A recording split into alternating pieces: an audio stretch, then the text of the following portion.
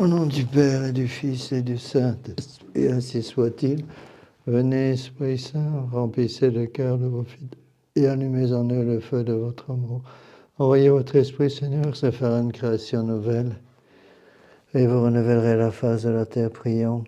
Ô Dieu qui avez daigné envoyer votre Esprit sur ce monde, donnez-nous par ce même Esprit de comprendre et d'aimer ce qui est bien, et de jouir sans cesse ces divines consolations. Le même Jésus-Christ, notre Seigneur. Ainsi soit-il. Je vous salue Marie, pleine de grâce, le Seigneur est avec vous. Vous êtes bénie entre toutes les femmes, et Jésus, le fruit de vos entrailles, est béni. Sainte Marie, Mère de Dieu, priez pour nous pauvres pécheurs, maintenant et à l'heure de notre mort. Nos saints anges gardiens, Veillez sur nous. Saint Pédis, Priez pour nous. Saint Joseph, Priez pour nous. Saint Thomas d'Aquin. Priez Au pour nous. nom du Père, du Fils et du Saint-Esprit, ainsi soit-il.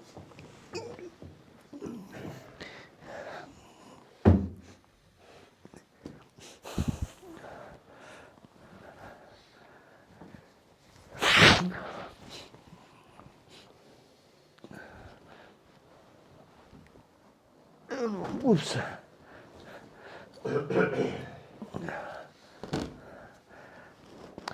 Alors, nous continuons l'encyclique du pape Léon XIII, Rerum Novarum, sur la condition des ouvriers du 15 mai 1891. Donc, on a déjà, avec le pape, travaillé les principes de l'encyclique. Attends, je vais aller un petit peu plus vite pour avancer quand même, parce qu'il y a beaucoup d'autres encycliques que je voudrais étudier. Je ne peux pas passer des mois et des mois sur chaque encyclique, sinon il me faudra 20 ans, je serai mort depuis longtemps, avant de faire tout ce que je veux faire. Donc, je vous rappelle les phrases, les points qu'on a déjà vus la dernière fois. Premier principe, dit le pape, sur lequel doit se baser le relèvement des classes inférieures, l'inviolabilité de la propriété privée. Là, il insiste lourdement là-dessus. Pas qu'une fois, plusieurs fois, on va insister. On ne peut pas protéger les travailleurs sans qu'ils aient droit aux fruits de leur travail, c'est-à-dire la propriété privée. Deuxième principe. Le premier principe à mettre en avant, enfin c'est le deuxième là, c'est que l'homme doit accepter cette nécessité de sa nature qui rend impossible dans la société civile l'élévation de tous au même niveau. Donc premier principe, droit à la propriété privée. Deuxième principe qu'on a déjà expliqué en long, en large et en travers, il n'y a pas d'égalité. Donc, si tous les ouvriers veulent être égaux avec les patrons, c'est pas possible, ça ne marchera jamais. Donc, il faut que chacun reconnaisse qu'on doit être à sa place. On ne se sanctifie pas dans l'égalité, contrairement à ce que dit la République, on se sanctifie par la pratique de son devoir d'État. C'est pas pareil. Troisième principe. L'erreur capitale dans la question présente, c'est de croire que les deux classes sont ennemies l'une de l'autre, comme si la nature avait armé les riches et les pauvres pour qu'ils se combattent mutuellement dans un duel obstiné. Donc ici, le pape insiste sur la nécessité de la vertu de charité. Donc, union entre les classes, chacun à sa place dans sa strate, je dirais, dans laquelle le bon Dieu l'a placé. Un ouvrier doit sanctifier comme ouvrier, pas sanctifier comme patron. Un patron doit sanctifier comme patron et pas comme ouvrier. Bon. On le voit très bien dans les siècles de foi, par exemple sous Saint-Louis, roi de France, au XIIIe siècle, une femme n'avait pas le droit de s'habiller hors de sa classe. Si elle était reine, elle devait s'habiller comme une reine. Si elle était princesse, elle devait s'habiller comme une princesse. Si elle était d'une classe très simple, elle devait s'habiller selon la simplicité de sa classe. Ça ne veut pas dire qu'elle devait se faire moche, c'est pas du tout ça, mais qu'il fallait qu'elle respecte son devoir d'État dans la classe qui était la sienne. Vous voyez ? Alors, c'est pour ça que pour refaire une civilisation chrétienne au niveau de la corporation, qu'est-ce qu'il faut ? Il faut d'abord remettre la charité. Contre ça, qu'est-ce qu'on a ? On a déjà expliqué la dernière fois avec les autres textes que j'ai déjà couverts. Le communisme fonctionne avec la haine. Vous enlevez la haine, plus de communisme. Vous avez la haine, il n'y a plus de mépris du prolétariat. Donc il faut non pas l'égalité entre les classes, mais le concours entre les classes. Les personnes qui ont plus de biens doivent aider ceux qui en ont moins. Tout en maintenant chacun à sa place. Non. Alors le pape ensuite, là j'avance un peu dans le texte, le pape dit que vous abondiez en richesse, Ce qui importe, c'est l'usage que vous en faites. Donc, c'est pas un péché d'être riche, c'est pas un péché d'être pauvre, mais ceux qui ont des richesses doivent rendre compte de l'usage qu'ils vont faire de ces richesses. Donc, d'ailleurs, il va le dire un peu plus loin, les fortunés de ce monde sont avertis que les richesses ne les mettent pas à couvert de la douleur, qu'elles ne sont d'aucune utilité pour la vie éternelle, mais plutôt un obstacle, qu'ils doivent trembler devant les menaces insolites que Jésus-Christ profère. Il y a une faute, je pense, dans mon terme, ce ne peut pas être le terme insolite, je ne sais pas l'original ici. Ils doivent trembler devant les menaces que Jésus profère contre les riches, et qu'enfin il viendra un jour où ils devront rendre à Dieu leur juge un compte très rigoureux de l'usage qu'ils auront fait de leur fortune. C'est-à-dire, plus on a reçu, plus il faut donner. On donne en fonction de ce qu'on a reçu. Donc, un riche qui a beaucoup reçu va devoir donner, évidemment, va avoir un compte à rendre beaucoup plus important de celui qui a presque rien reçu. D'accord ? Et en fait, quand il dit que les richesses ne mettent pas à couvert de la douleur, on le voit très bien dans le monde moderne. Regardez les gens qui ont l'argent puis savoir quoi en faire, ils ne sont jamais contents parce qu'ils n'ont jamais assez. Ils veulent toujours plus, ils veulent toujours ramasser plus, ils veulent toujours plus de produits, plus de pouvoir, etc. D'accord ? Donc en fait, notre Seigneur Jésus-Christ l'a dit expressément dans l'Évangile, dans d'autres parties. Qu'est-ce qu'il dit ? Il dit qu'il est plus difficile pour un riche de monter au ciel que pour un chameau de passer par le trou d'une aiguille. Bon, ça veut bien dire ce que ça veut dire. Donc ce n'est pas un péché d'être riche, mais plus on a de richesse, plus il est difficile de sauver son âme. C'est un petit peu la règle qu'il faut expliquer. D'accord ? Donc, l'important, c'est l'usage qu'on en fait, parce que plus on a de richesse, plus Dieu va nous demander des comptes importants de ce qu'on a fait de ces richesses. Et donc, si vous voulez, on peut dire aussi sur une autre façon qu'il est plus facile de sauver son âme dans la simplicité que dans la richesse. Bon, et il faut faire un petit peu attention aussi à ce qu'on dit là-dessus. Je ne dirais pas qu'il est plus facile de sauver son âme, qu'il est plus facile de sauver son âme quand on est pauvre. Il faut un minimum pour pouvoir aussi sauver son âme. Il est évident que les gens qui vivent dans une misère monstre auront beaucoup de mal aussi à sauver leur âme, parce que là, il va y avoir la tentation, évidemment, de mépris des riches, de jalousie des richesses. Donc, en fait, il faut un minimum.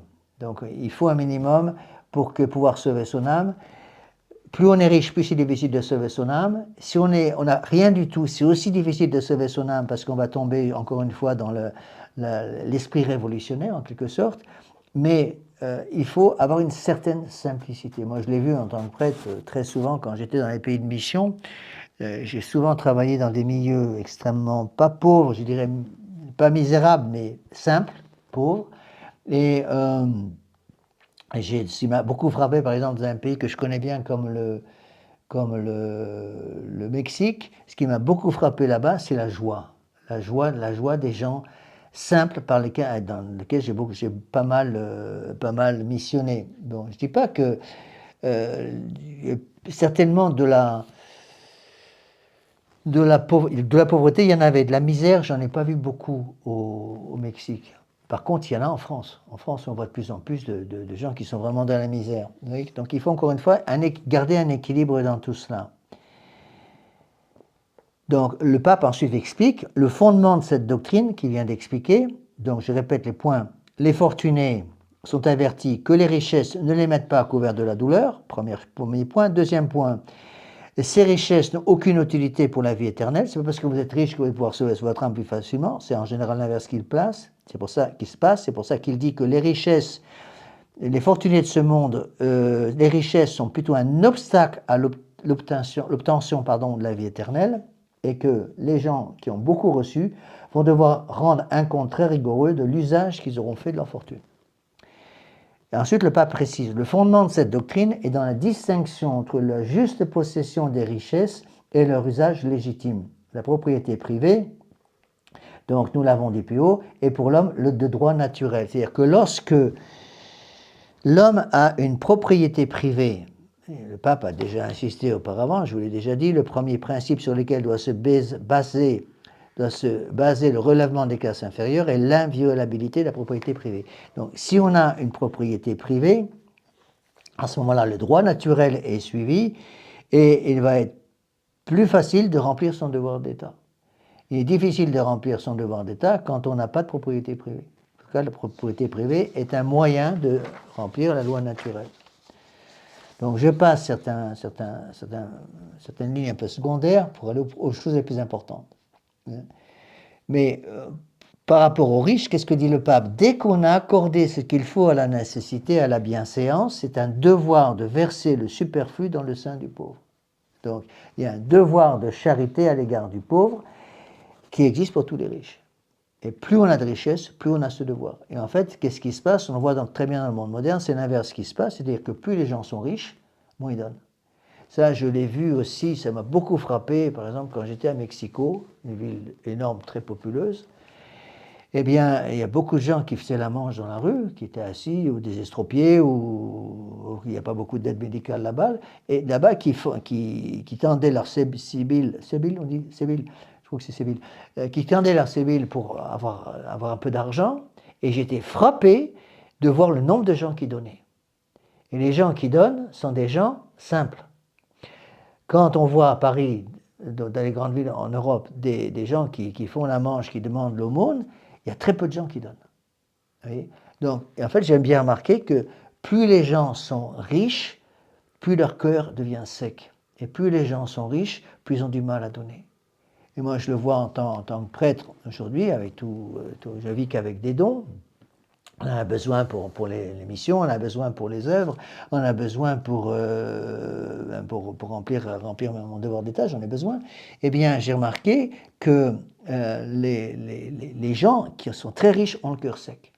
Par contre, les gens qui ont la foi, mais qui ne sont pas dans les grandes richesses, ont un cœur beaucoup plus ouvert à la générosité. C'est pour ça que l'Église, je vous l'ai déjà dit, a toujours dit qu'il y avait 3 grands moyens de sauver son âme. Le premier, c'est justement la prière, le jeûne et l'aumône. L'aumône pour lutter contre la concupiscence des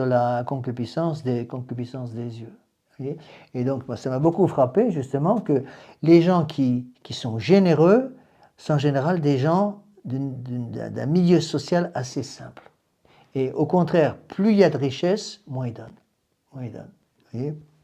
Ça, je l'ai vu très souvent, en recevant régulièrement des dons de gens qui sont dans la simplicité. Je ne dis pas qu'ils sont dans la misère, parce que s'ils étaient dans la misère, ils ne pourraient rien donner. Donc, il faut avoir un minimum de revenus pour pouvoir faire l'aumône, c'est évident.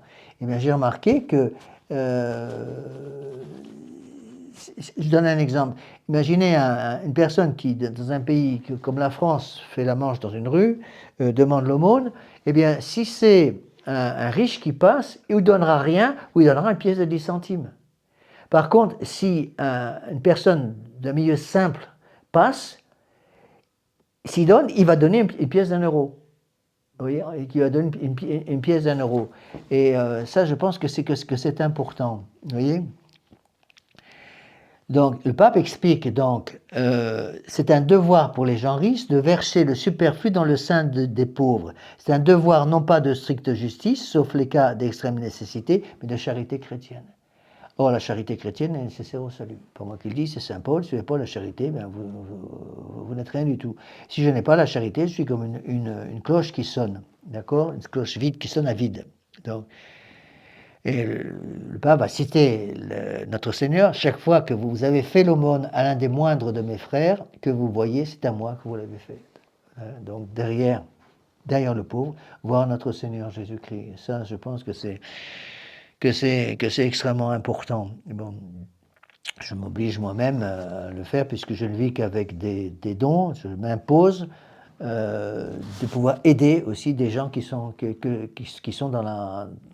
non pas dans la misère, mais dans la pauvreté, vous voyez, parce que c'est bon, j'ai intention de pas donner n'importe comment, à n'importe qui et n'importe quoi, à n'importe qui et n'importe quoi. C'est-à-dire que j'aide avec les dons que je reçois, une partie des dons que je reçois est destinée à la charité.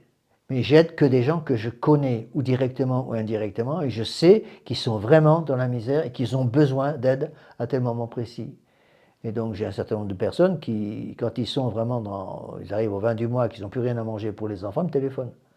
Et comme je les connais, ou directement ou indirectement, je sais que eux, je peux faire de l'aumône, ça ne va pas être gaspillé. Oui. On l'avait vu aussi, je l'ai vu aussi quand j'étais par exemple à El Paso, aux États-Unis. Donc j'étais à la frontière, on habitait tout proche de la frontière mexicaine. Donc il y a le Rio Grande qui sépare le Texas du sud, du nord du Mexique. Eh bien, beaucoup de gens, vous voyez évidemment, il y a beaucoup de Mexicains qui passaient la frontière, en plus ou moins en fraude d'ailleurs, et qui venaient demander l'aumône chez nous. Et ils demandaient toujours de l'argent. Et nous, on ne donnait pas d'argent, d'abord on n'en avait pas, et on donnait à manger. Eh bien, je me rappelle, systématiquement, c'est là où on voyait où étaient les vrais pauvres et les faux pauvres. On donnait en général un sandwich avec deux pains de mie, comme ils font là-bas aux États-Unis, c'est comme ça qu'ils mangent. Et puis on mettait, dans les deux, on mettait du jambon, du fromage. Et on le voyait, les gars faisaient même ils faisaient ça. Ils n'avaient même pas peur de le faire devant nous. Ils partaient, ils disaient à peine merci. Et puis ils jetaient le pain qu'on retrouvait dans les plates-bandes et ils prenaient ce qu'il y avait à l'intérieur. Vous voyez, ça, c'est les faux pauvres. Alors, le pape ensuite va expliquer, donc je vais un petit peu plus vite. Donc, il faut bien se rappeler ça. L'aumône est nécessaire au salut, comme le jeûne est nécessaire au salut et la prière est nécessaire au salut. Pourquoi? Parce que le jeûne est nécessaire pour lutter contre la concupiscence de la chair. L'aumône est nécessaire pour lutter contre la concupiscence des yeux et la prière est nécessaire pour lutter contre la concupiscence de l'orgueil. Donc, ce n'est pas du facultatif. Donc, l'aumône n'est pas quelque chose de facultatif. Du reste, dit le pape, voici en quelques mots le résumé de cette doctrine.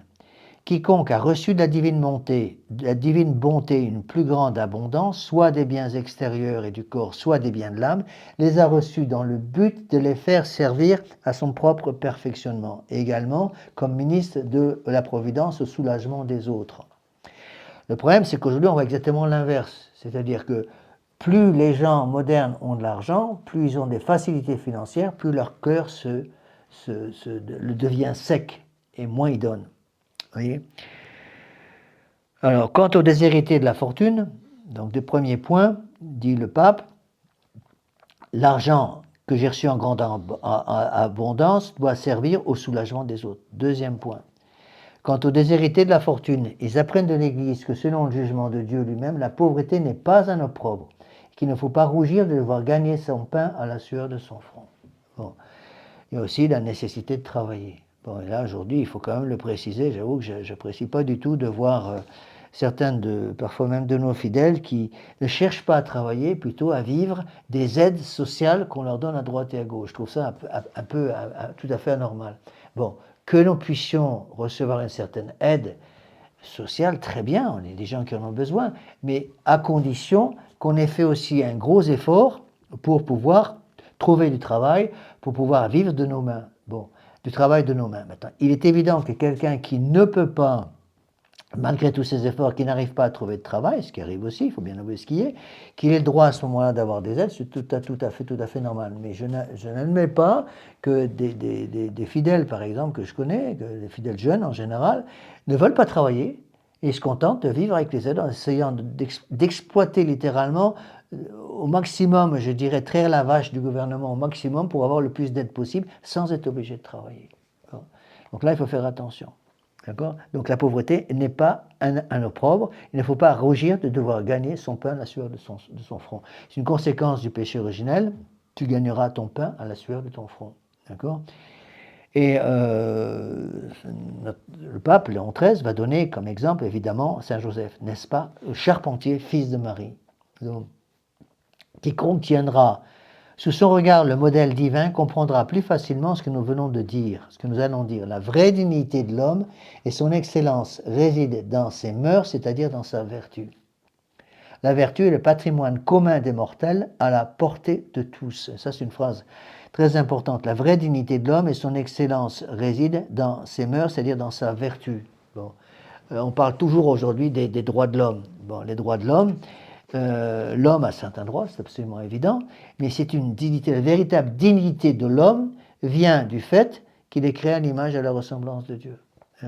Donc, l'homme qui se bat pour vivre en état de grâce acquiert une véritable dignité. L'homme qui, au contraire, vit dans le péché mortel va perdre sa dignité parce qu'à partir du moment où je vis dans le péché, eh bien, je ne suis plus créé à la ressemblance de Dieu. On reste créé à l'image de Dieu parce qu'on a tous une âme. Mais si mon âme vit dans le péché mortel, je perds la ressemblance avec Dieu. Et ce qu'il faut bien comprendre, c'est ça que beaucoup de nos jeunes fidèles ont du mal à comprendre surtout, c'est qu'à partir du moment où j'ai perdu l'état de grâce, donc je suis tombé dans le péché mortel, j'ai perdu la ressemblance que j'ai avec Dieu, et donc je perds ma dignité. C'est Dieu qui nous donne la dignité. Donc si vous coupez l'homme de Dieu, vous coupez l'homme de sa dignité. Et ça, c'est très important parce que c'est ça qui s'oppose le plus au communisme. Le communisme considère que l'homme a une dignité par lui-même. L'homme a une dignité dans la mesure où il remplit son devoir d'État par rapport à Dieu. C'est ça qui lui donne sa dignité. La dignité de l'homme vient du fait que l'homme remplit son devoir par rapport à Dieu. D'accord ? Une phrase clé donc du pape Léon XIII, la vraie dignité de l'homme et son excellence réside dans ses mœurs, c'est-à-dire dans sa vertu. Donc vivre en état de grâce, c'est le premier devoir de l'homme. Non. Seule la vertu et les mérites, partout où on les rencontre, obtiendront la récompense de l'éternelle béatitude. Bien plus, dit le pape, c'est vers les classes infortunées que le cœur de Dieu semble s'incliner davantage. On le voit très bien dans l'Évangile, notre Seigneur Jésus-Christ va d'abord s'occuper des petits, va d'abord s'occuper des pauvres, va d'abord s'occuper des malades. Mais on voit très bien dans l'Évangile que la classe que le bon Dieu, notre Seigneur Jésus-Christ, recherche le plus, qui va aider en priorité, ce n'est pas les pauvres ou les enfants ou les malades, c'est ceux qui sont malades dans leurs âmes. C'est-à-dire, Dieu va d'abord, notre Seigneur Jésus-Christ va d'abord essayer par tous les moyens, tout en respectant le libre arbitre évidemment, Dieu va toujours essayer de s'occuper en priorité de ceux qui vivent dans le péché. Hein? Et d'ailleurs, on le voit très bien dans plusieurs des miracles de notre Seigneur Jésus-Christ, par exemple avec les paralytiques, il va rendre l'usage de ses jambes aux paralytiques. Bon, ça, c'est pour frapper les foules qui sont témoins de la scène. Et qu'est-ce que rajoute notre Seigneur? Va et ne pêche plus. Donc, pour bien montrer que d'avoir rendu l'usage de ses jambes à un paralytique, c'est une belle chose, mais le plus important, c'est qu'il arrête de pécher. Donc, s'il veut garder sa dignité qu'il est en train de retrouver, qu'il retrouve d'abord la dignité de Dieu à l'état de grâce. Oui.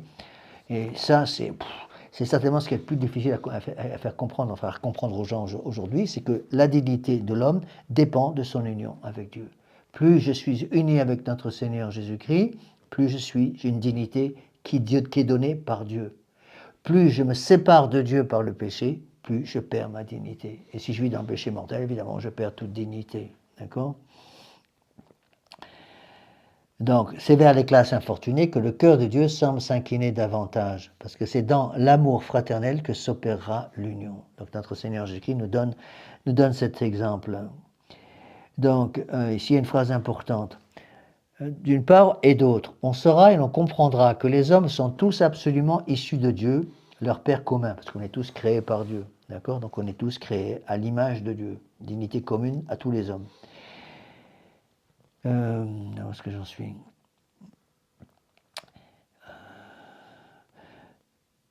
Donc,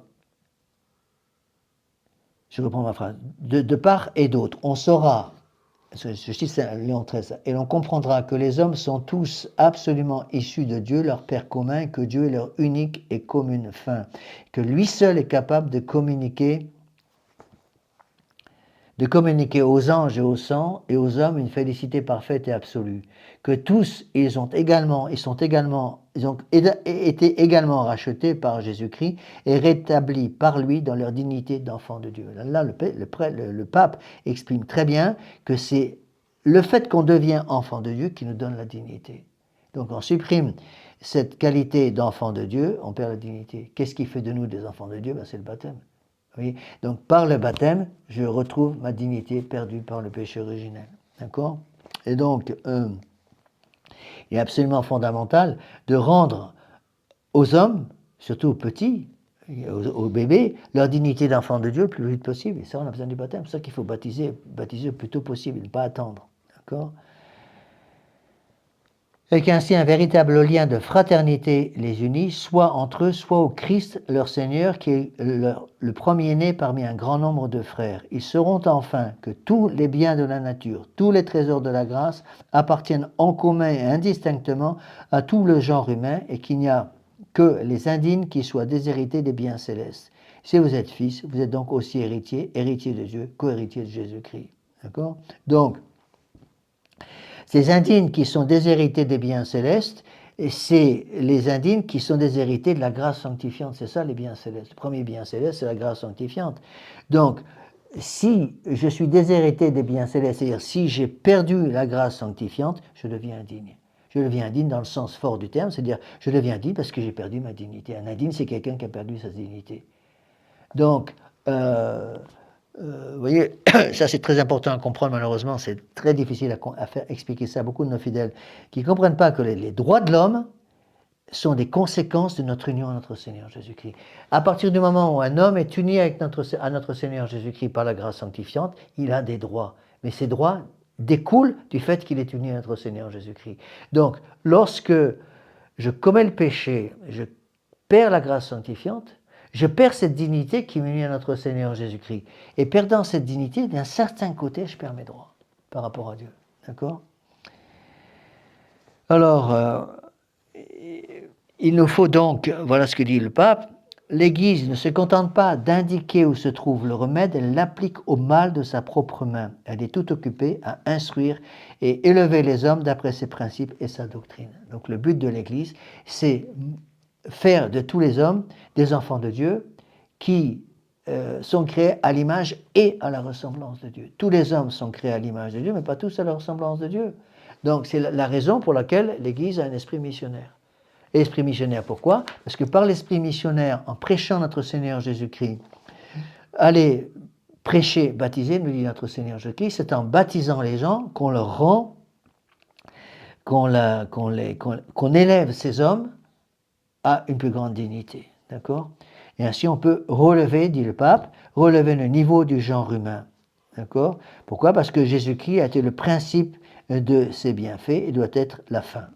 C'est ce que disait notre Seigneur, le pape Saint Pie, c'était d'ailleurs sa devise, Omnia instaurare in Christo, tout récapitulé dans le Christ. C'est-à-dire que Dieu soit à la tête de toutes nos actions. Et pour que Dieu soit à la tête de toutes nos actions, évidemment, il y a une condition, et cette condition essentielle, c'est évidemment que nous soyons en état de grâce. Donc le premier des devoirs des gens, c'est d'être en état de grâce. C'est pour ça que si je suis vraiment dans la misère complète, ça sera très difficile pour moi d'être en état de grâce, entre autres parce qu'à ce moment-là, je vais être tenté par les péchés contre la justice, tenté par le vol, tenté par le mensonge pour pouvoir arriver à m'en sortir. D'accord ? Alors, autre phrase importante. Le pape Léon XIII va résumer tout ce que je viens de dire, là, en suivant le pape Léon XIII. Si la société humaine doit être guérie, elle ne le sera que par le retour à la vie aux institutions du christianisme. Hors de l'Église catholique, il n'y a pas de salut. D'accord ? Donc Dieu seul ne nous décevra jamais. D'accord ?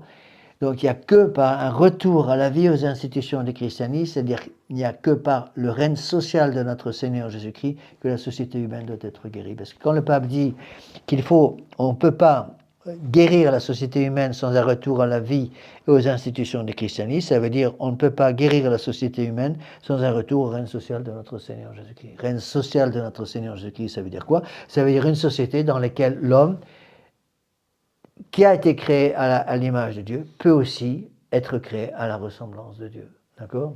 Et ça, c'est absolument fondamental.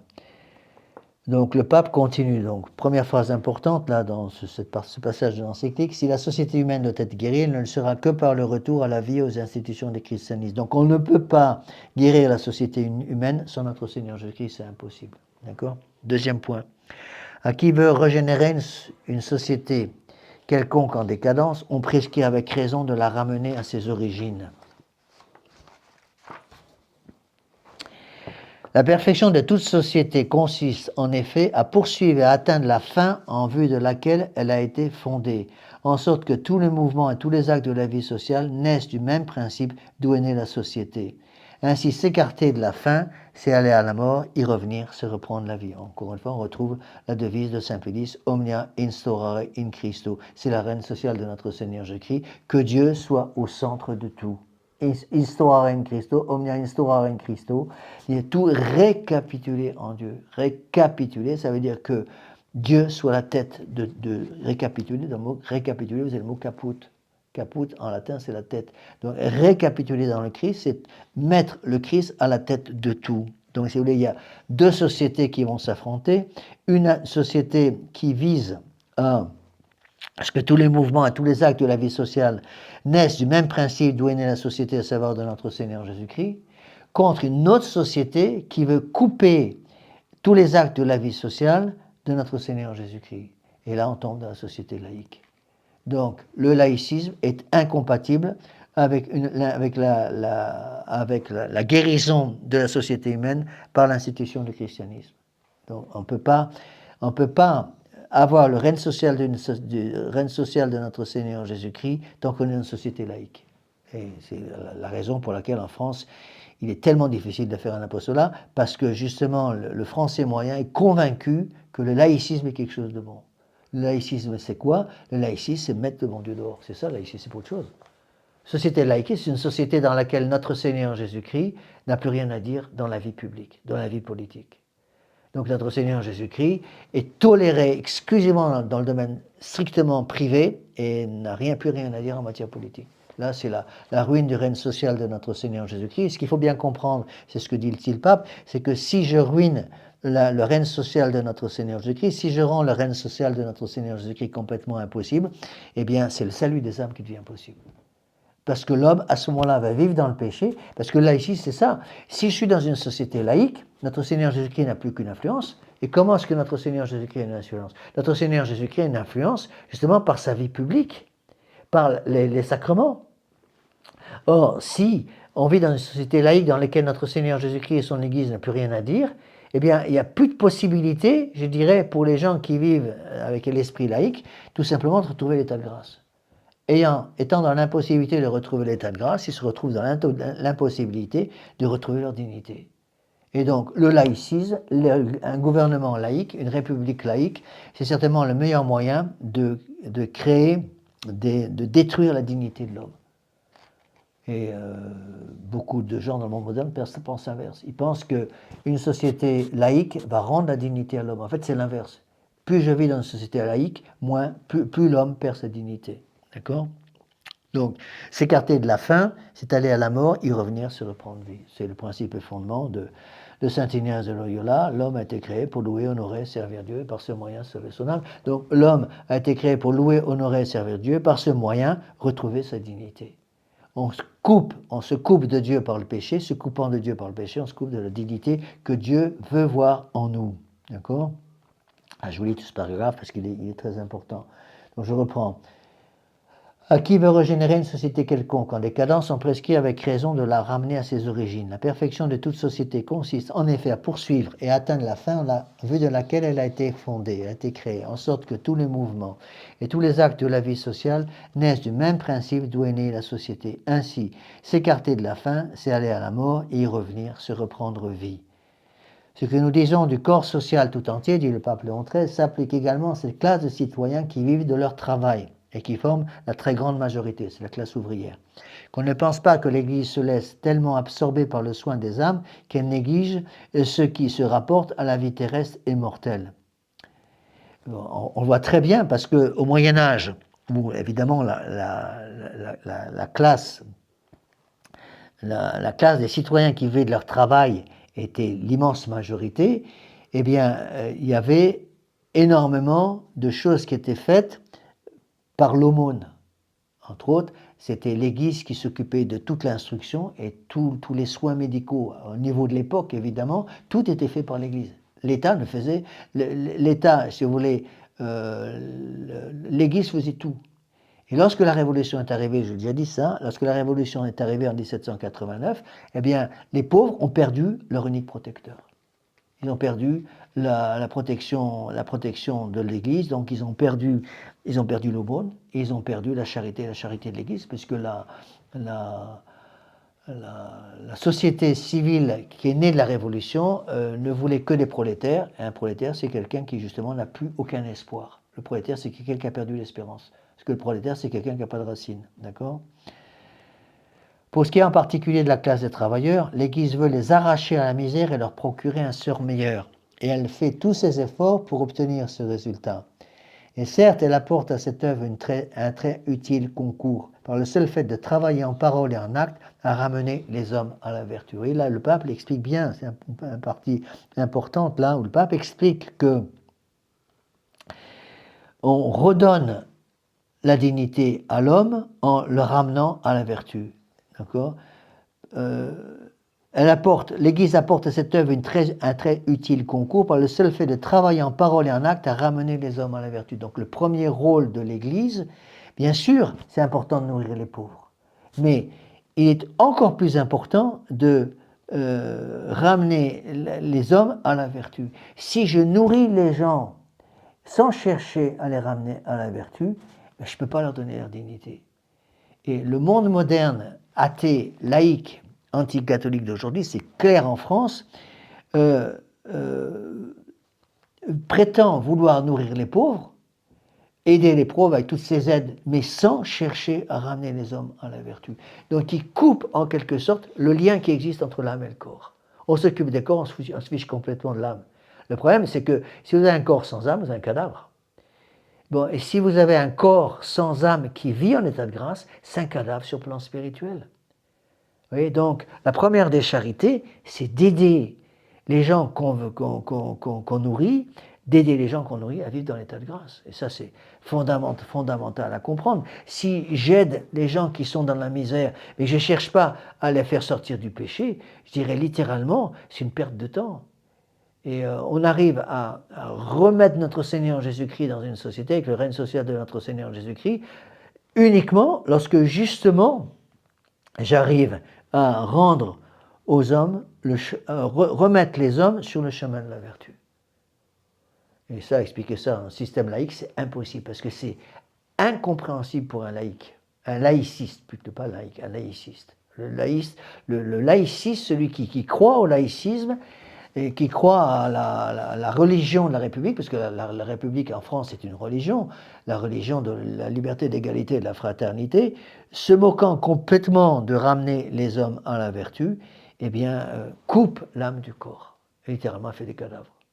Elle fait des cadavres. Et c'est exactement ce qui va se passer. Donc, il cherche à se rattraper d'une certaine façon en parlant des vertus laïques, des vertus civiles. Alors les vertus pour le monde, pour le gouvernement actuel, la vertu c'est pas du tout de suivre la loi des commandements de Dieu, la loi des 10 commandements, pas du tout. La vertu, ça sera de ne pas couper une fleur dans un parc national, ça sera d'accueillir tous les migrants de la planète, ça sera des choses naturelles. Donc on détruit complètement la charité surnaturelle, on la remplace par la charité naturelle. Vous voyez ? La charité surnaturelle, c'est quoi ? C'est l'état de grâce, c'est ça la charité surnaturelle. Et donc, on ne s'occupe plus du tout de la charité surnaturelle. Comme évidemment, ça fait un vide, donc on va remplacer la charité surnaturelle par une charité purement naturelle. Vous voyez ? Et la charité purement naturelle nourrit pas l'âme, nourrit le corps, éventuellement, mais pas l'âme. La charité surnaturelle va nourrir le corps, rendre la dignité à l'homme, va nourrir la charité surnaturelle va nourrir l'âme, et donc va rendre au propriétaire de cette âme sa véritable dignité. D'accord ? Donc, l'Église apporte à cette œuvre un très utile concours par le seul fait de travailler en parole et en acte à ramener les hommes à la vertu. Dès que les mœurs chrétiennes sont en honneur, elles exercent naturellement sur la prospérité temporelle leur part de bienfaisante influence. En effet, elles attirent la faveur de Dieu, principe et source de tout bien. Là, c'est une phrase magnifique du pape. Donc, je répète, dès que les mœurs chrétiennes sont en honneur, elles attirent la faveur de Dieu, principe et source de tout bien. Elles compriment le désir excessif des richesses et la soif des voluptés. Ces deux fléaux qui trop souvent jettent l'amertume et le dégoût dans le sein même de l'opulence. Et elle se contente enfin d'une vie de nourriture frugale et supplée par l'économie à la modicité du revenu, écartant ces vices qui consument non seulement les petites mais les grandes fortunes et dissipent les plus gros patrimoines. Donc on voit très bien que plus quand l'esprit de pauvreté va comprimer le désir excessif des richesses et la soif des voluptés. Donc si je n'ai pas cet esprit de pauvreté, bon, quand j'ai trop d'argent, les millionnaires, les milliardaires d'aujourd'hui, on le voit très bien, ils ont énormément de richesses, et plus ils ont de richesses, plus ils ont soif de volupté. On le voit très bien. Lorsque les gens commencent à devenir très riches, immédiatement, en général, ça se traduit par des divorces. Moi, ça m'a beaucoup frappé, par exemple, on le voit par exemple dans le sport. Dès que les gens commencent à gagner des millions et des millions, cas par exemple de certains, je sais pas moi, certains joueurs de tennis par exemple, qui arrivent à gagner pour certains matchs en passant une dizaine d'heures sur un cours, qui ressortent avec un chèque de 5 ou 6 millions de dollars ou 5 ou 6 millions d'euros, ça laisse rêveur. Eh bien, qu'est-ce qui se passe? On se rend très bien compte qu'ils reviennent avec énormément d'argent et la soif des voluptés va augmenter. Et quand ils ont plus d'argent, beaucoup trop d'argent, en général, ça se traduit par des divorces.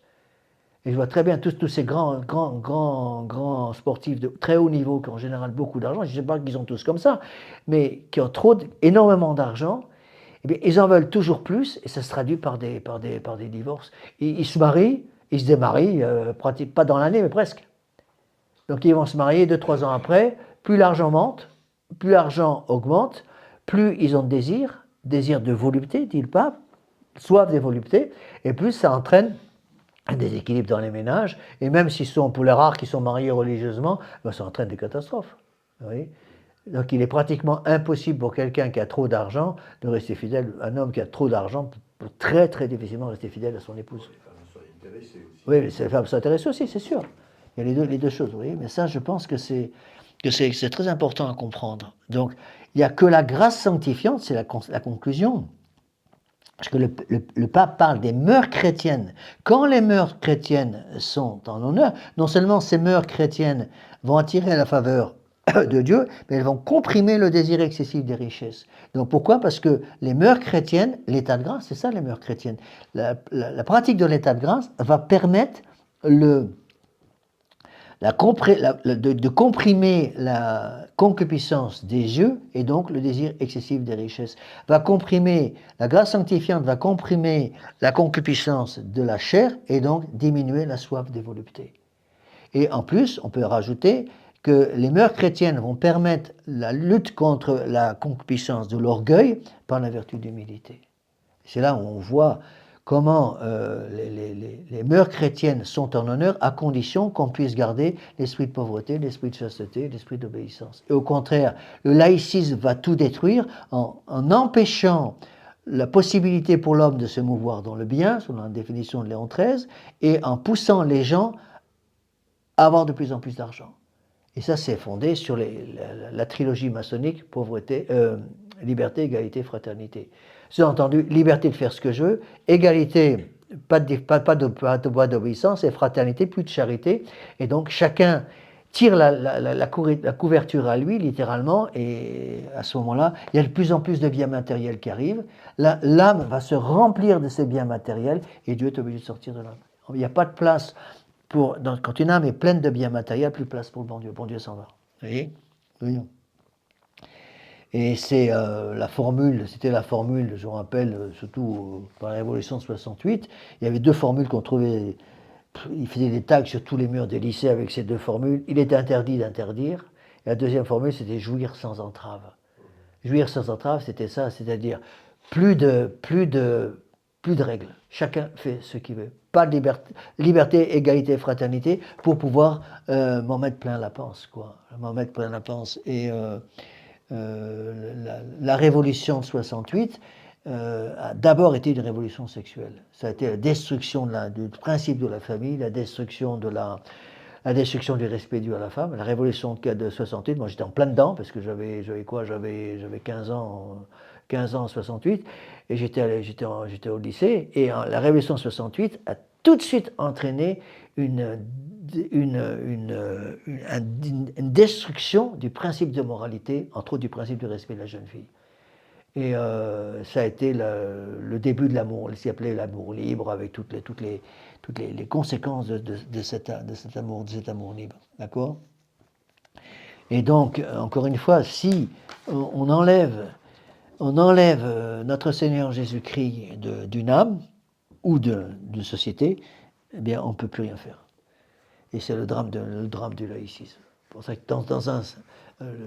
c'est ce qui me frappe le plus en France, c'est à quel point les membres du gouvernement insistent sur le fait qu'on est une république laïque. On est laïque, laïque, laïque. Ils n'ont que ce mot à la bouche, parce que pour eux, laïque dit une seule chose, plus de place pour Dieu.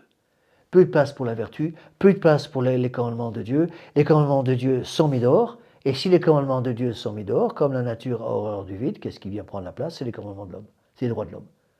Donc si l'homme part, si Dieu part, l'homme prend la place. Si les commandements de Dieu sont mis au rebut, à ce moment-là, c'est les droits de l'homme qui prennent la place. Oui. Et c'est pour ça qu'il est absolument impossible de rétablir, je dirais, une moralité même naturelle en France avec les principes maçonniques de liberté, d'égalité et fraternité. Parce que on ne peut absolument pas remettre la loi naturelle en force dans une société si les principes que l'on suit sont les principes de liberté, d'égalité et fraternité. C'est pour ça que tous les politiciens dits de droite qui veulent lutter contre une certaine pagaille politique qu'il y a en France, entre autres actuellement on le voit très bien avec la destruction totale de la France, qui est vendue au plus offrant littéralement, eh bien si on essaie de ramener la France à une moralité minimale avec des principes révolutionnaires de liberté, d'égalité et de fraternité, on perd son temps. On perd son temps. Il n'est pas possible de ramener notre Seigneur Jésus-Christ dans une âme ou dans un pays si on garde comme principe de survie de ce pays des principes maçonniques. Liberté, égalité et fraternité. Et ça, c'est... Ils disent vive la République, vive la France. Ben oui. Toujours la République d'abord. Oui, je sais bien. Oui. Second. Oui. Et cet esprit, le problème, c'est que cet esprit républicain, cet esprit de laïcisme, maintenant on le voit à Rome. On le voit à Rome de façon... Il ne se cache même plus à Rome, à Prévost, lui qui se fait appeler Léon XIV, il ne se cache même plus. Mais quand on voit, par exemple, il vient d'aller actuellement en Turquie, alors que la Turquie a persécuté l'Église catholique. Il faut voir un petit peu les persécutions terribles par Atatürk et après par le gouvernement turc, le gouvernement musulman qui a persécuté les pays. Et Léon XIV qui va dans ces pays-là et qui accepte un état de fait dans la pratique.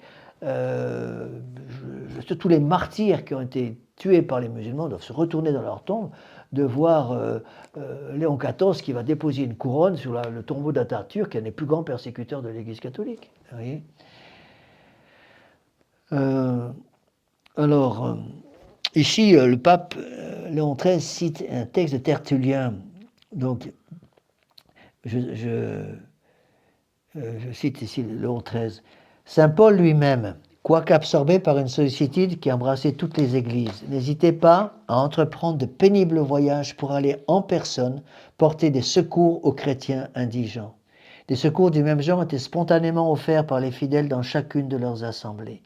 Et Tertullien appelle ces assemblées de la primitive église les dépôts de piété, parce qu'on les employait, disait-il, à entretenir et à inhumer les personnes indigentes, les orphelins pauvres des deux sexes, les domestiques âgés et les victimes du naufrage. Bon, c'était fait que par l'Église, il n'y avait que l'Église qui faisait cela. Voilà comment, dit le pape Léon XIII, comment peu à peu s'est formé ce patrimoine que l'Église a toujours gardé avec un soin religieux, comme le bien propre de la famille des pauvres. Elle est allée jusqu'à assurer des secours aux malheureux en leur épargnant l'humiliation de tendre la main. C'est tout le travail, par exemple, on le voit, tout le travail de Saint Vincent de Paul dans la misère, si vous voulez, provoquée surtout par l'arrivée de la révolution industrielle. Cette commune mère des riches et des pauvres, profitant des merveilleux élans de charité qu'elle avait partout provoqués, fonda des sociétés religieuses et une foule d'autres institutions utiles qui ne devaient laisser sans soulagement à peu près aucun genre de misère. Il est sans doute un certain nombre d'hommes aujourd'hui qui, fidèles échos des païens d'autrefois, en viennent jusqu'à se faire, même d'une charité aussi merveilleuse, une arme pour attaquer l'Église. On a vu une bienfaisance établie par les lois civiles se substituer à la charité chrétienne. Donc le laïcisme vient prendre la place du catholicisme, parce que le laïcisme est une religion. Donc quand le catholicisme est exclu d'un pays, c'est la religion laïque qui vient prendre la place. Et cette religion laïque, c'est la religion de la République. Mais cette charité chrétienne qui se voue tout entière et sans arrière-pensée à l'utilité des prochains ne peut être suppléée par aucune organisation humaine. J'en suis là.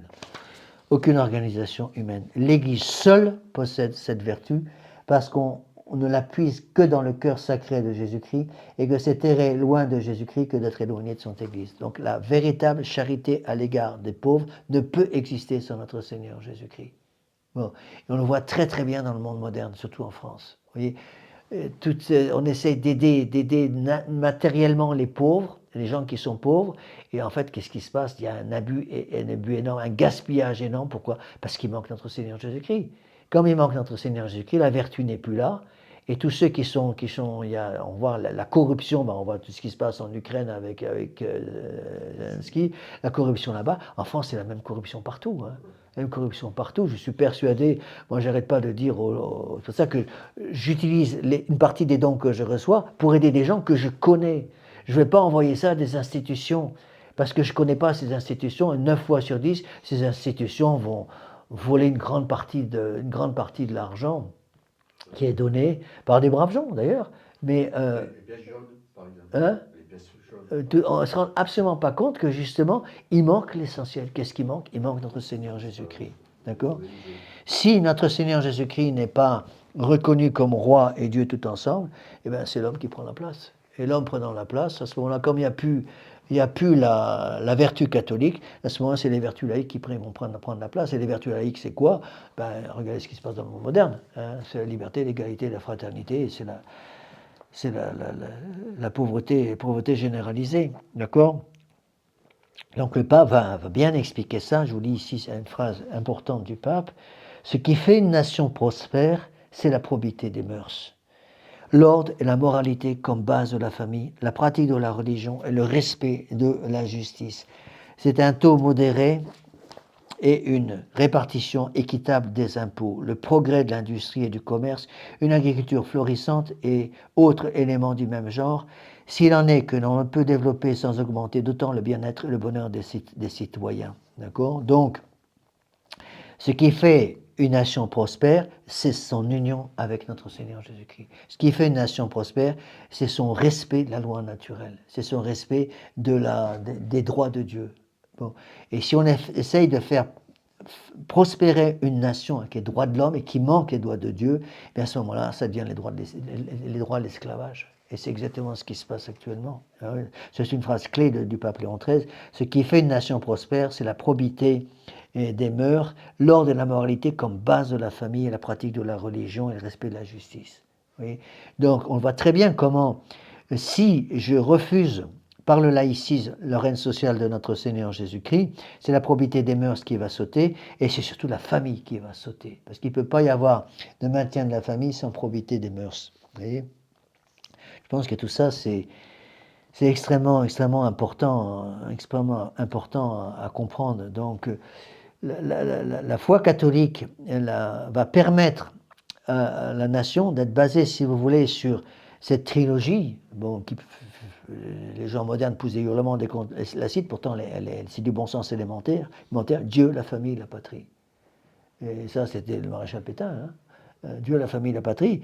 Alors aujourd'hui, on n'arrête pas de cracher sur le maréchal Pétain, mais lorsque Dieu est maître d'un pays, à ce moment-là, la famille va devenir florissante et la patrie va pouvoir devenir florissante. D'accord? Et donc, n'oubliez pas que la destruction de la famille vient de la destruction du principe de maternité, la destruction de la mère comme mère et comme épouse. en détruisant les enfants.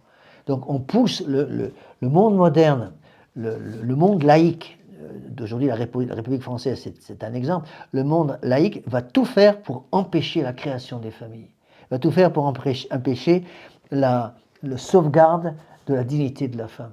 Moi, c'est ce qui me frappe le plus dans la République française actuellement, c'est le mépris de la femme. Ils n'ont que mépris pour la femme. Vous voyez ? Alors, là, c'est une belle liste de tout ce qui se passe dès qu'on remet notre Seigneur Jésus-Christ dans une âme, dès qu'on remet notre Seigneur Jésus-Christ comme roi d'une société. Qu'est-ce qui se passe? Probité des mœurs, hors des moralités comme base de la famille, pratique de la religion, respect de la justice, taux modéré des impôts, répartition équitable des impôts, progrès de l'industrie et du commerce, agriculture florissante, tout découle de notre Seigneur Jésus-Christ. Vous enlevez notre Seigneur Jésus-Christ et tout saute. C'est bon, tout saute. D'accord? Ah, si je peux terminer. Parce que j'en suis là. Terminer cette page. Alors, encore une fois, je ne peux pas tout lire parce que ce n'est pas le but de la manœuvre. Je voudrais quand même avancer. Donc, j'essaie d'appuyer sur les points que je juge le plus important. Alors, ce qu'il faut, si vous voulez, c'est un peu la conclusion de cette partie, c'est que tant que je veux faire une contre-révolution catholique en utilisant les principes même de la révolution, je perds mon temps. Vous voyez ?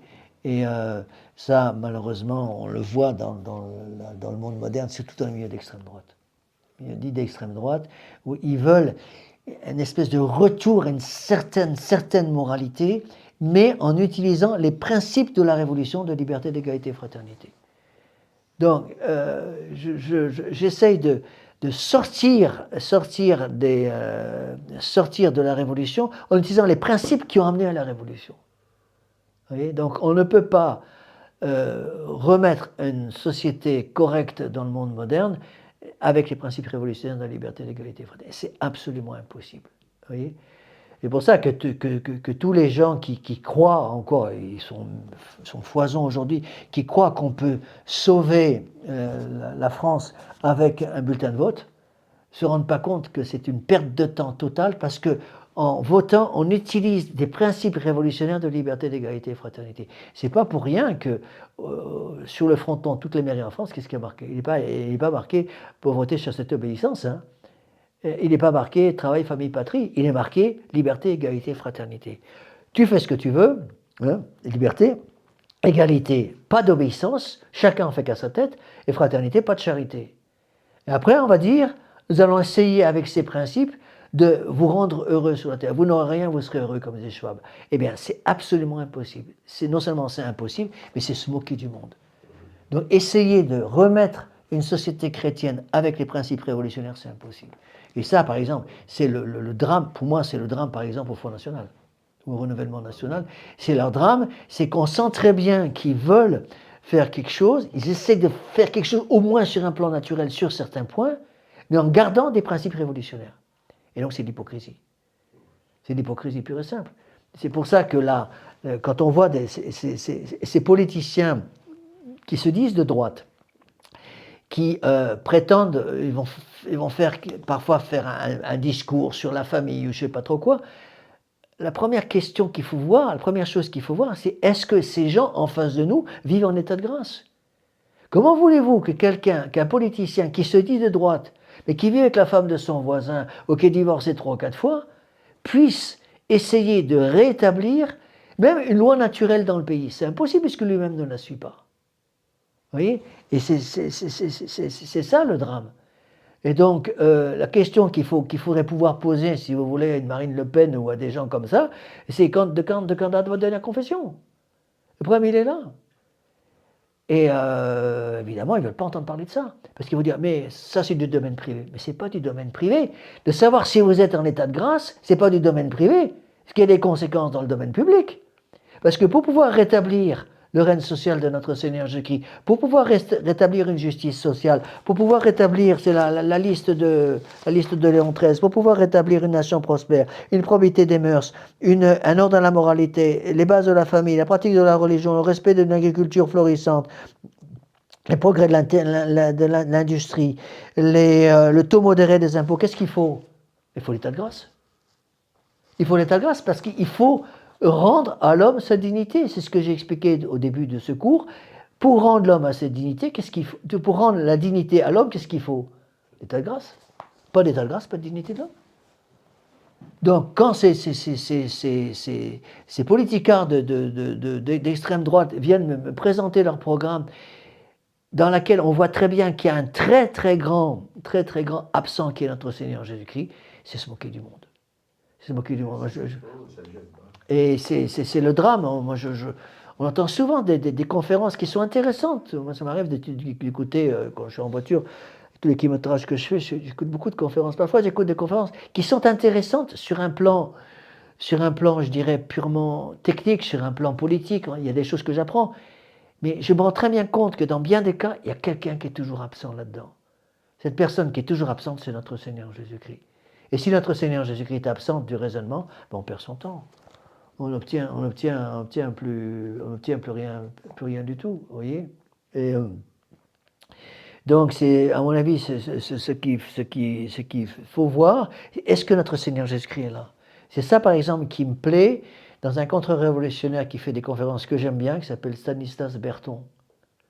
Stanislas Berton, on sent, c'est peut-être pas un saint, moi je ne le connais pas personnellement, je ne sais pas quel est son genre de vie, mais manifestement, dans ce qu'il dit, Dieu a une place très importante. Il en parle très souvent dans ses conférences, et il n'envisage pas une contre-révolution possible sans notre Seigneur Jésus-Christ. Donc, le problème, si vous voulez, du Front National actuel, pour donner cet exemple, c'est qu'ils veulent une contre-révolution sans notre Seigneur Jésus-Christ. Or, l'unique véritable contre-révolutionnaire, c'est notre Seigneur Jésus-Christ. Ils sont républicains. Mais ils ne veulent pas de contre-révolution. En fait, ils prétendent vouloir une contre-révolution, mais en gardant les principes révolutionnaires qui nous ont amenés là où on est. D'accord? C'est comme si j'enlève le poison d'un corps social et que je redonne à manger, à boire à cette personne qui vient de se sortir des proches de la mort, j'enlève le poison de l'organisme et je remets le poison dans un verre d'eau et je lui fais boire le verre d'eau pour qu'il récupère le poison qu'on vient d'éliminer de son système. C'est exactement ça. C'est pour ça que je ne crois absolument pas à la possibilité d'un retour à une politique chrétienne avec des types comme Bardella ou Marine Le Pen. Ils se fichent complètement de l'essentiel. Le problème, c'est que, c'est ça qui me nerve, c'est qu'on se rend compte à quel point, dire c'est la politique ça, mais oui, c'est la vraie politique, on se rend compte à quel point des catholiques vont voter Front National en espérant obtenir quelque chose avec des gens qui ne veulent pas utiliser notre Seigneur Jésus-Christ pour sauver le monde. Donc ils veulent, on vote pour le Front National, on vote pour des gens qui détestent notre Seigneur Jésus-Christ, des gens qui ont éliminé complètement notre Seigneur Jésus-Christ. Comment? Les autres aussi. Ben oui, mais c'est ça le problème de la politique en France. Ils sont tous comme ça. Ils sont tous comme ça, vous voyez? Donc la question qu'il faut poser à ces gens-là, c'est est-ce que vous souhaitez un retour à la foi catholique ou non? Ils n'en veulent pas, donc ils manquent tout. Et c'est ça le drame aussi de l'Église de Vatican II. Parce que le drame de l'Église de Vatican II, c'est pas simplement la démocratisation de l'Église, c'est bien plus grave que ça, c'est la laïcisation de l'Église. Démocratisation de l'Église, c'est-à-dire la vérité ne vient plus de Dieu, mais vient du nombre. Démocratisation de l'Église, mais c'est aussi la laïcisation de l'Église, c'est-à-dire qu'on enlève notre Seigneur Jésus-Christ de la vie publique et on le cantonne à la vie privée. C'est exactement ce que fait Prévost à Rome, celui qui se fait appeler Léon XIV, à Rome, c'est ça. Vous voyez, c'est uniquement du domaine naturel. On a enlevé notre Seigneur Jésus-Christ. D'accord? Alors, j'avance un peu là, dans les textes de Léon XIII. Ça, j'ai déjà expliqué.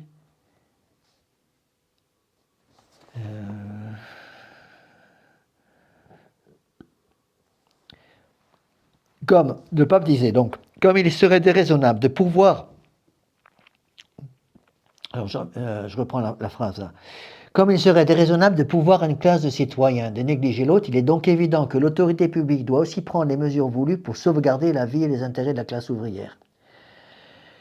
Si elle y manque, elle viole la stricte justice qui veut qu'on rende à chacun son dû. À ce sujet, saint Thomas d'Aquin dit fort justement, sagement. De même que la partie et le tout sont en quelque manière une même chose, ainsi ce qui appartient au tout est en quelque sorte à chaque partie. Donc celui qui a tout doit utiliser ce tout pour aider ceux qui n'ont rien, ou presque rien. D'accord ? Tous les citoyens, dit le pape, là c'est le texte de Léon XIII, tous les citoyens, sans exception, doivent apporter leur part à la masse des biens communs qui, du reste, par un retour naturel, se répartissent de nouveau entre les individus. Néanmoins, les apports respectifs ne peuvent être ni les mêmes ni d'égale mesure.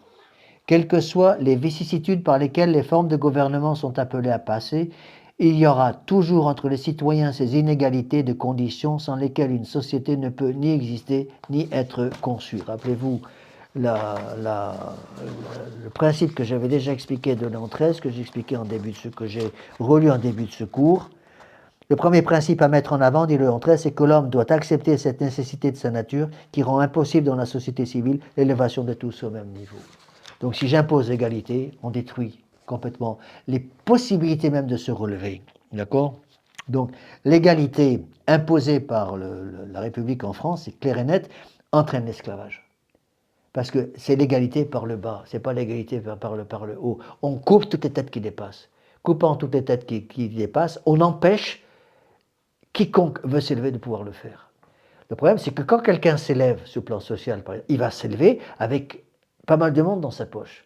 Quand quelqu'un fait une découverte importante, il peut s'enrichir avec cette découverte, ce qui est parfaitement normal, mais il va aussi enrichir les autres dans la mesure, dans le fait qu'il va permettre aux autres de pouvoir travailler. D'accord ? Donc c'est ça qu'il faut comprendre.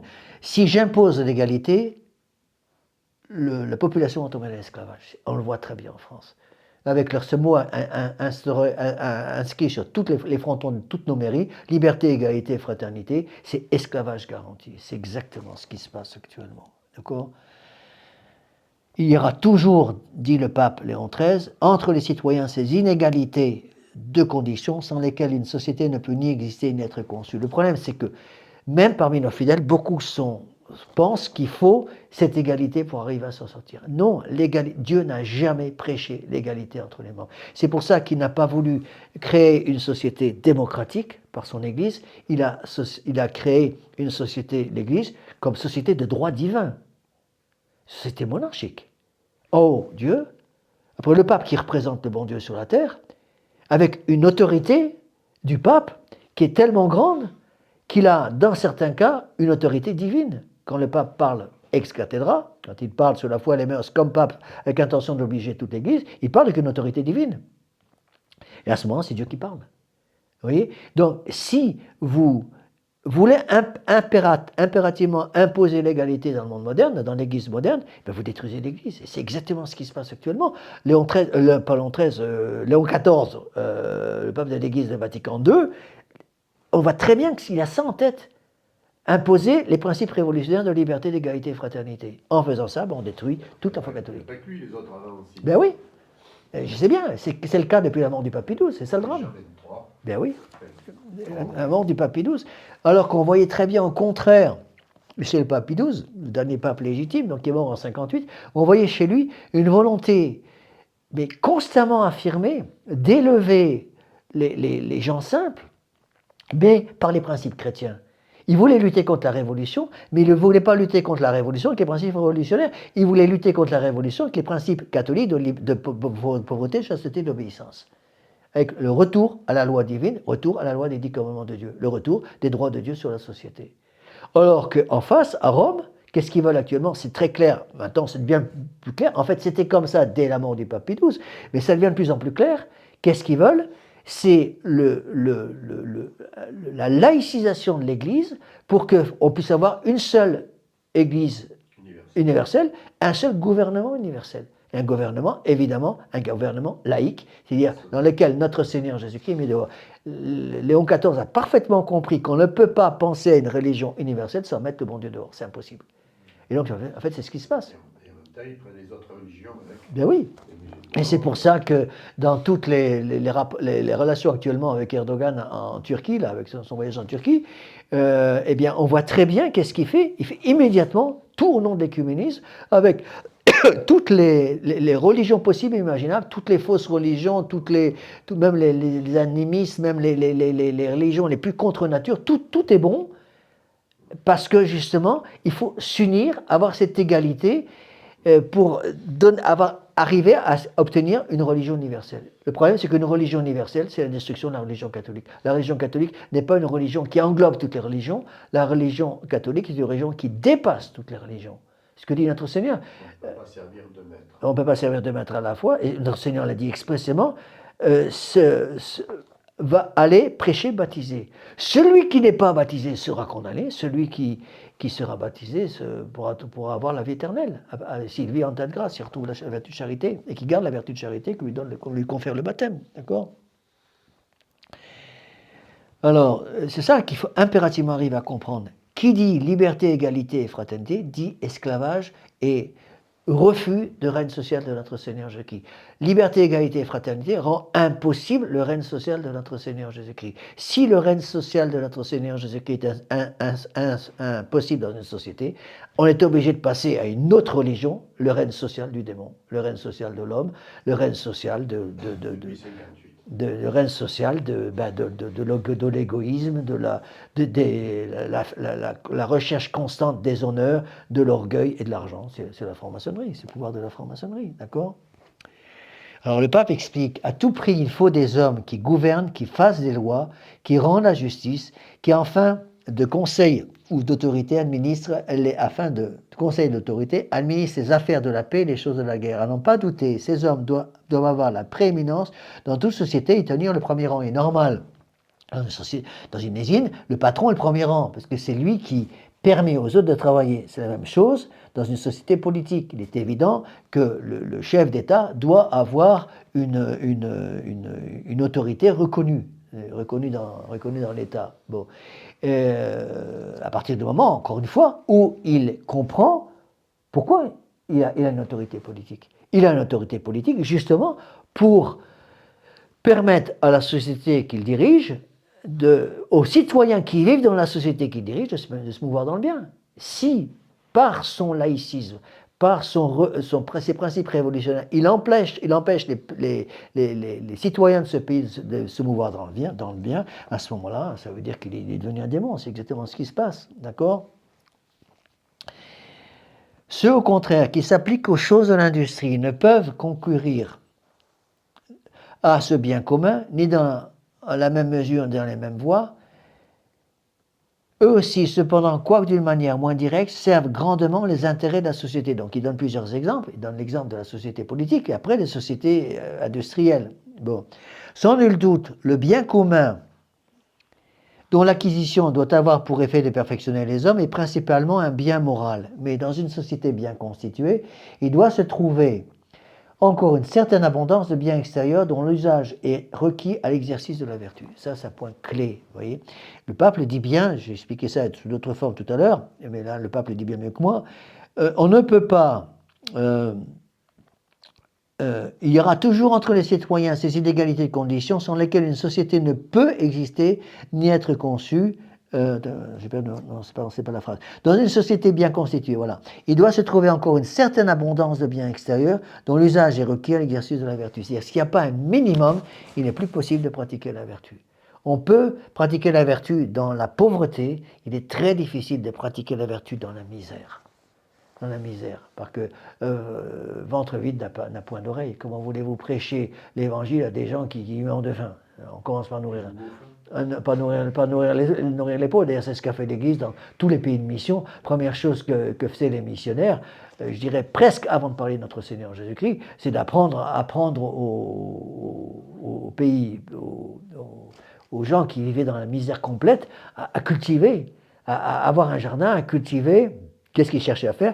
Cultiver la terre pour avoir un minimum de biens naturels qui permettaient l'exercice de la vertu. Et la deuxième chose qu'ils faisaient, ça c'était très très dur, c'est remettre la femme sous la protection de l'Église. Mettre la femme sous la protection de l'Église, c'est-à-dire empêcher la polygamie, empêcher l'esclavage des femmes. Et quand ils arrivaient à faire ces deux choses, qui étaient très difficiles, surtout le deuxième point, parce que surtout en Afrique par exemple, les gens qui vivaient dans la misère étaient très attachés à la polygamie, eh bien, il fallait d'abord réapprendre aux gens à avoir un minimum de possibilités de se nourrir, donc on leur apprenait à cultiver la terre, et après on a cherché à remettre l'honneur de la femme dans la famille. Et si on y arrivait, à ce moment-là, les pays se convertissaient complètement, vous voyez, mais ce n'était pas toujours le cas malheureusement, d'accord. Alors je vous lis là le texte de Léon XIII. J'ai encore un petit quart d'heure, non, c'est ça. Tous ces biens, c'est le travail de l'ouvrier, le travail des champs ou de l'usine qui en est surtout la source féconde et nécessaire. Bien plus dans cet ordre de choses, le travail a une telle fécondité, une telle efficacité que l'on peut affirmer sans crainte de se tromper que seul il donne aux nations la prospérité. C'est-à-dire le respect du travail des ouvriers, c'est-à-dire le respect de la propriété des ouvriers va permettre la prospérité de la nation. Si au contraire on méprise la propriété privée, on empêche l'ouvrier d'atteindre la propriété privée, on va détruire la nation. D'accord ?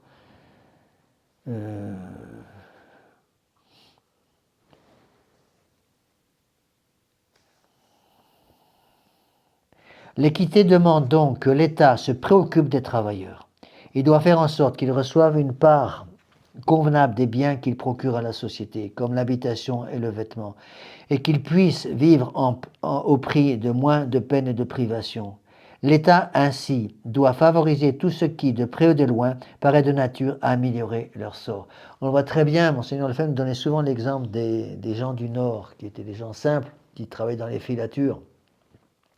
Avec l'arrivée du grand capitalisme, c'est la première conséquence de la révolution industrielle, qu'est-ce qui s'est passé? C'est l'esclavage des ouvriers. Les ouvriers, c'était le travail des enfants, le travail des femmes. Les femmes n'étaient plus à la maison pour s'occuper des enfants, les enfants faisaient du n'importe quoi, et du coup, commençaient à être utilisés dans les mines dès l'âge de 12-13 ans. Il y a même parfois des gamins de 10 ans qui travaillaient dans les mines, avec la révolution industrielle, surtout en Angleterre, mais après aussi un peu partout, quoi. Et la, la, la seule façon d'arriver à endiguer ça, c'était de remettre notre Seigneur Jésus-Christ dans la société. Or, on avait à ce moment-là, on a toujours une république laïque, anticatholique, qui refusait le règne social de notre Seigneur Jésus-Christ.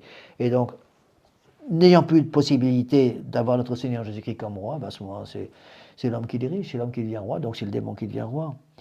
Cette sollicitude, dit le pape Léon XIII, bien loin de préjudicer la personne, tournera au contraire au profit de tous, car il importe souverainement à la nation que des hommes qui sont pour elle le principe de bien aussi indispensable ne se trouvent point de tous côtés aux prises avec la misère.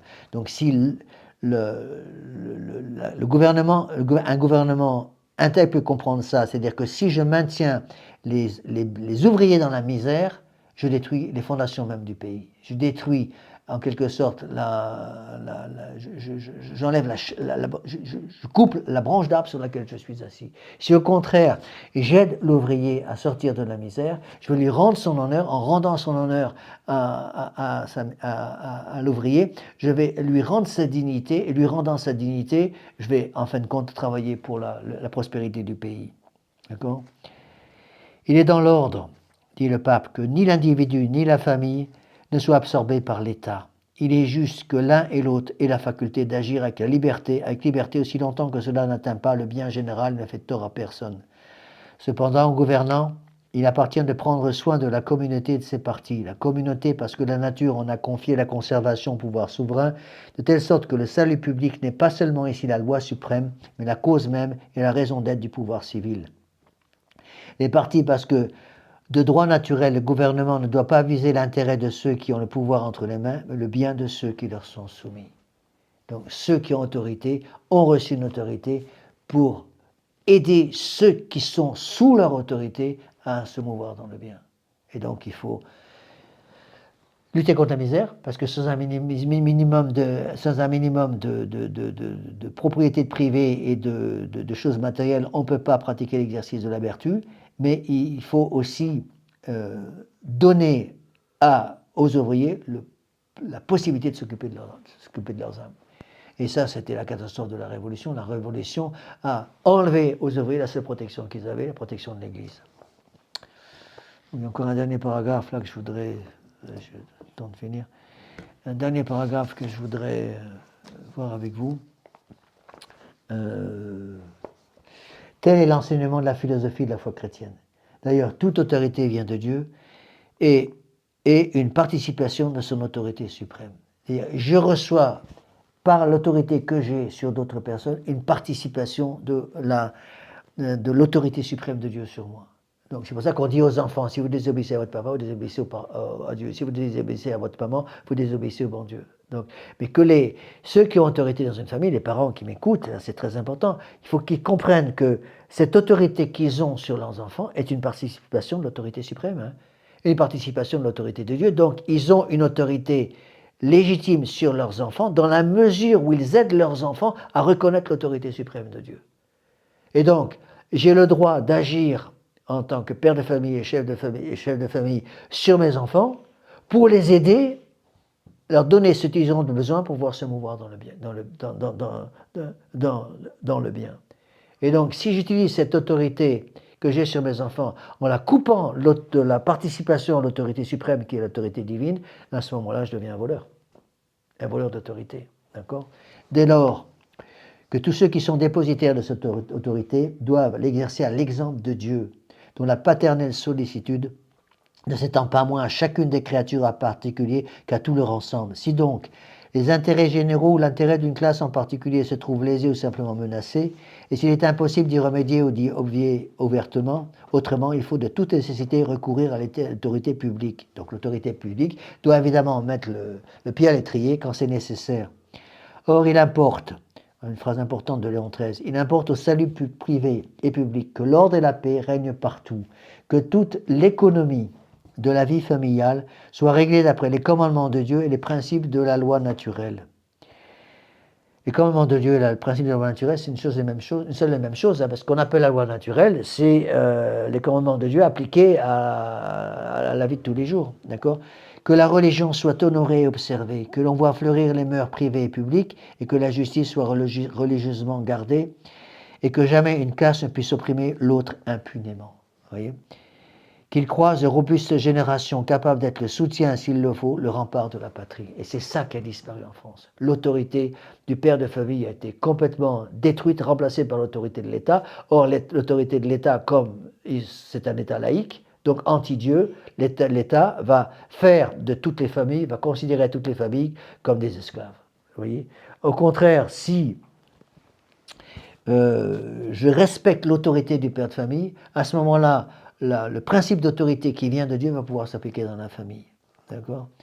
C'est pourquoi, s'il arrive, dit le pape Léon XIII, que les ouvriers abandonnent le travail ou le suspendent par les grèves, ou le suspendant par les grèves, menace la tranquillité publique, que les liens naturels de la famille se relâchent parmi les travailleurs, qu'on foule aux pieds la religion des ouvriers en ne leur facilitant point l'accomplissement de leurs devoirs envers Dieu, que la promiscuité des sexes ou d'autres excitations en vice constituent dans les églises, dans les usines un péril pour la moralité, que les patrons écrasent les travailleurs sous le poids des fardeaux iniques ou déshonorent en eux la personne humaine par des conditions indignes et dégradantes, qu'ils attentent à leur santé par un travail excessif et hors de proportion avec leur âge et leur sexe. Dans tous les cas, il faut absolument appliquer dans de certaines limites la force et l'autorité des lois. La raison qui motive l'intervention des lois en détermine les limites.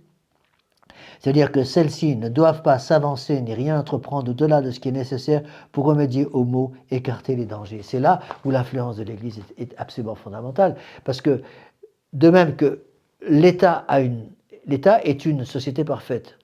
Bon, l'Église est aussi une société parfaite, mais pas la famille. J'ai déjà expliqué tout ça. Donc, l'État a le droit de faire certaines choses sans l'influence de l'Église. L'Église n'a pas à intervenir en tout dans les décisions de l'État. Il est évident que l'État, dans les domaines purement monétaires, dans le domaine purement mécanique, dans les domaines, je donne souvent l'exemple d'un pont à construire dans tel ou tel coin, à tel ou tel endroit sur une rivière, l'Église n'a rien à dire là-dessus, c'est absolument vrai. Mais si Dieu est mis dehors de la société, l'État se retrouve sans guide, sans, si vous voulez, garde-fou à droite et à gauche, et à ce moment-là, la société, les familles qui doivent constituer, qui sont les bases de la société, vont être considérées comme des esclaves. Et c'est ça le drame. C'est ça le drame. Et on voit très bien, c'est ça qui explique, à mon avis, les catastrophes politiques actuelles. Les catastrophes politiques actuelles sont provoquées par le fait que depuis 1958, l'Église ne fait plus son travail.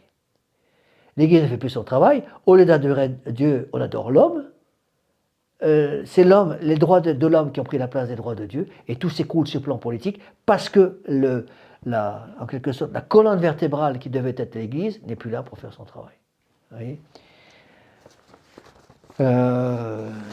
ça, c'est quelque chose d'absolument fondamental à comprendre. Hein. Et c'est là où on se rend compte que ces principes établis par Léon XIII, je n'ai pas pris une ride. Hein. Je reprends la phrase clé là. Il importe au salut privé et public que l'ordre et la paix règnent partout, que toute l'économie de la vie familiale soit réglée d'après les commandements de Dieu et les principes de la vie naturelle. Donc il insiste sur l'économie de la vie familiale. La base de la société, c'est la famille. La cellule de base de la société, c'est la famille. Et c'est pour ça que le démon travaille tant pour détruire la famille. Et donc, pour qu'une famille soit saine, il faut deux choses. Il faut l'autorité du père de famille, que l'autorité du père de famille soit respectée, que le père de famille ait une autorité, soit principe d'autorité dans la famille, en n'oubliant pas qu'il a principe d'autorité pour manifester que toute autorité vient de Dieu et que c'est une participation à l'autorité suprême de Dieu. Donc il faut que le père de famille puisse exercer son autorité sans oublier qu'il doit manifester par ses commandements, les commandements de Dieu sur toute la famille. Et il faut que la mère puisse être le cœur de la famille. Que la mère, puisse être épouse. Et c'est maintenant ce qu'ils ont complètement détruit. Ils ont complètement détruit l'autorité du père famille qui est considérée comme moins que rien. Et ils ont complètement détruit la femme en considérant la femme comme une esclave. En considérant la femme comme un objet, une prostituée, un objet de plaisir qu'on utilise quand on en a besoin et qu'on laisse tomber quand on n'en a plus besoin, comme une vieille chaussette, quoi. Et ça entraîne la destruction de la cellule de base de la société. La famille saute.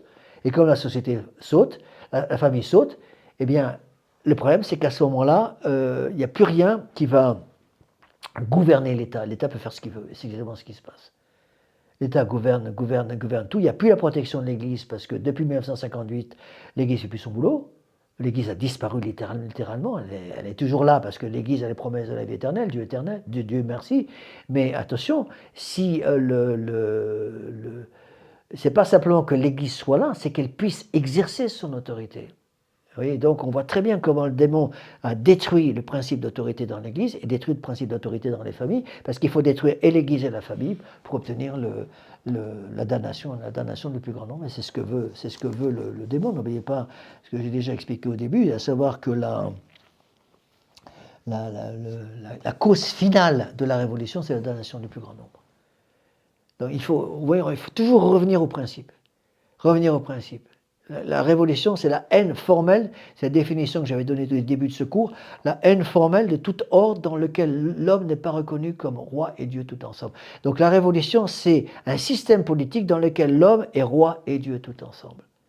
Et donc si l'homme est roi et Dieu tout ensemble, à ce moment-là, la révolution peut faire absolument ce qu'elle veut. Donc il ne faut pas oublier la cause finale de la révolution, la damnation universelle. La cause efficiente de la révolution, c'est la cause efficiente, c'est le démon, mais le démon il va utiliser des instruments. Et les instruments, le premier instrument du démon, c'est clair et net aujourd'hui, c'est le gouvernement qui ne veut pas faire son boulot. Bon. Mais pour que la révolution puisse travailler, et ça il faut bien le comprendre aussi, il faut encore une cause matérielle. La cause matérielle, c'est quoi? J'ai déjà expliqué ça, je reviens rapidement. La cause matérielle, c'est l'ignorance, l'orgueil et la curiosité, le désir des nouveautés. Et tout ça ne peut fonctionner au niveau de la destruction sans la cause qu'on appelle la cause formelle. Et quelle est la cause formelle de la révolution? Le principe démocratique. Le principe démocratique, c'est quoi? C'est que la trilogie qui mène toute la révolution, liberté, égalité, fraternité. Et c'est la cause, ce qu'on appelle la cause formelle de la révolution. Ce qui forme la révolution, c'est le principe maçonnique de liberté, d'égalité et de fraternité. Et ça, on le voit très bien, non seulement dans la société politique, parce que ça se voit. Le problème, c'est que maintenant, on le voit aussi dans la société religieuse. La société religieuse, ça, c'est l'église, la fausse église de Vatican II, quoi. Vous voyez ? Donc il faut, je conseille beaucoup aux gens qui m'écoutent sur Internet là, de retravailler tous ces cours. Hein. C'est bien que c'est des cours un peu compliqués. Moi, j'avoue que c'est un peu compliqué pour moi d'expliquer ces choses-là parce que c'est un domaine que je possède mal. Et bon, je fais un peu ce que je peux avec les textes de Léon XIII, mais relisez ces textes de Léon XIII. Hein. Surtout, vous pouvez les avoir facilement sur Internet. Bon, on va terminer par la prière. Au nom du Père, du Fils et du Saint-Esprit, ainsi soit-il. Je vous salue Marie, pleine de grâce, le Seigneur est avec vous. Vous êtes bénie entre toutes les femmes, et Jésus, le fruit de vos entrailles, est béni. Sainte Marie, Mère de Dieu, priez pour nous pauvres pécheurs, maintenant et à l'heure de notre mort, ainsi soit-il. Nos saints anges gardiens, Veillez sur nous, Saint Pédis, priez pour nous, Saint Joseph, priez pour nous, Saint Thomas d'Aquin. priez pour nous. Un petit détail aussi, pour ceux qui m'écoutent sur Internet, je me permets de vous rappeler que d'après Pie XII, la vigile de l'Immaculée Conception est jeûne et abstinence, obligatoire. Or, la vigile de l'Immaculée Conception, cette année tombant un dimanche, puisque l'Immaculée Conception, 18 décembre, c'est le lundi. Donc, la vigile de l'Immaculée Conception tombant un dimanche, elle est reportée au samedi suivant. Donc, samedi prochain, dans quelques jours, là, samedi prochain, c'est jeûne et abstinence pour tous ceux qui sont obligés, c'est-à-dire jeûne pour tous ceux qui ont l'âge de raison, abstinence pour tous ceux qui ont l'âge de raison, et jeûne pour tous ceux qui ont entre 21 et 60 ans. Voilà. Mon Dieu vous bénisse. Au nom du Père, du Fils et du Saint-Esprit, ainsi soit-il.